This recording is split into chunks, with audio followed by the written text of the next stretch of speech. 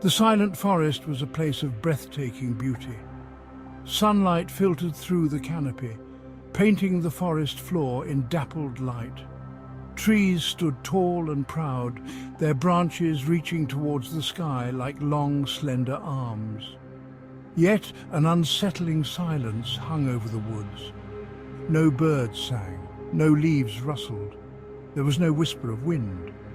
The silence was absolute, broken only by the soft crunch of footsteps. Leora was not afraid of the silence. She was a wanderer, her heart drawn to the mysteries that lay hidden in the world. The stillness of the forest called to her, promising secrets waiting to be uncovered. She walked with a quiet grace, her eyes wide with wonder as she took in the strange, still beauty of her surroundings. Her hand rested on the lute strapped to her back, its familiar weight a comfort. The forest deepened as Leora ventured further in. The trees grew closer together, their branches intertwining overhead to form a dense, leafy canopy. The air grew cooler, the silence more profound. Still, Leora pressed on, drawn by an invisible thread towards the heart of the silent forest. She felt a presence there waiting for her. Leora came to a clearing bathed in an ethereal light. In the center stood an ancient tree, its gnarled branches twisted with age. It seemed to pulse with a hidden energy, its roots digging deep into the earth. At the foot of the tree, nestled amongst the roots, lay a stone. It pulsed with an inner light, casting a soft, ethereal glow on the surrounding foliage. Leora had a gift. She could coax music from her lute that spoke to the soul. Her melodies were imbued with magic, capable of soothing the most troubled heart and awakening dormant spirits. She sensed that the silent forest yearned to hear her music, to feel the vibration of life in its stillness.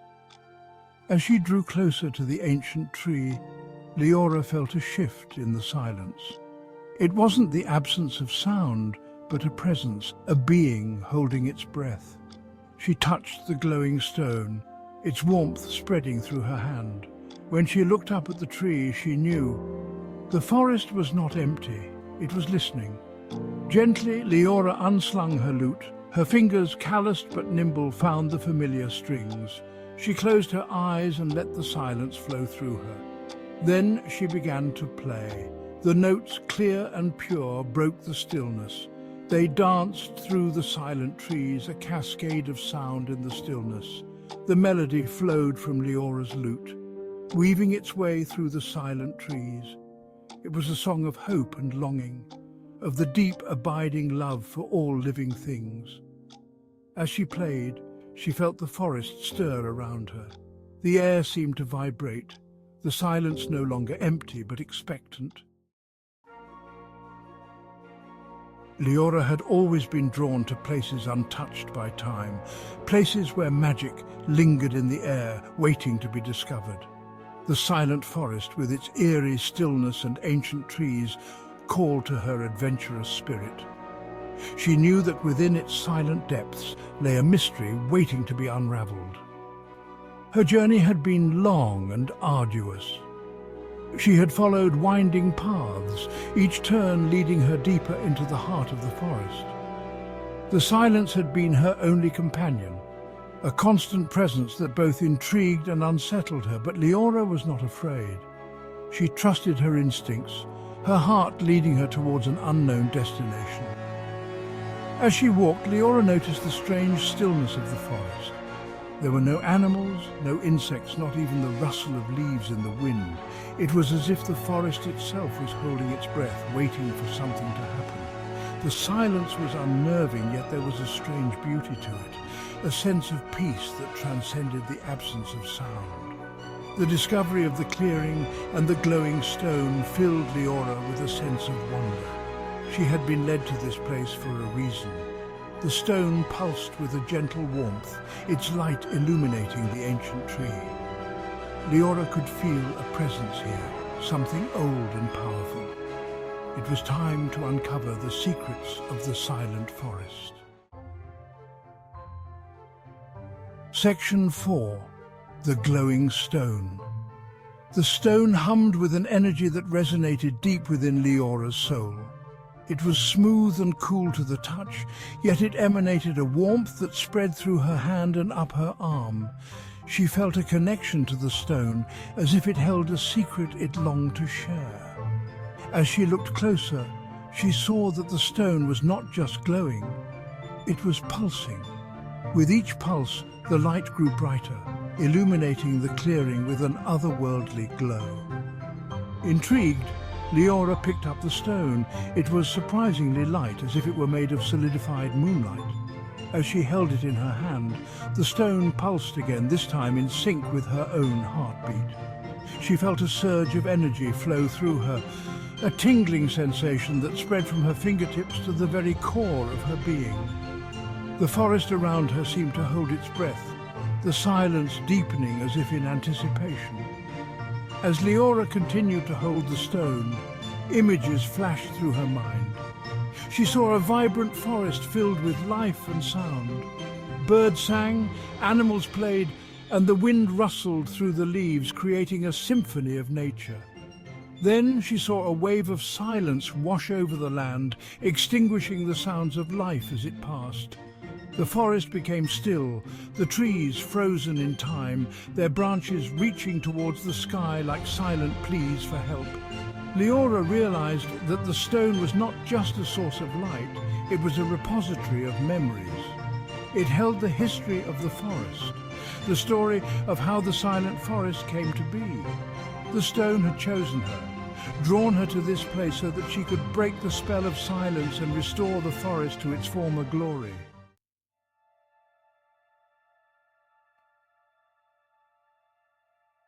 Section 5. The Spirit's Regret.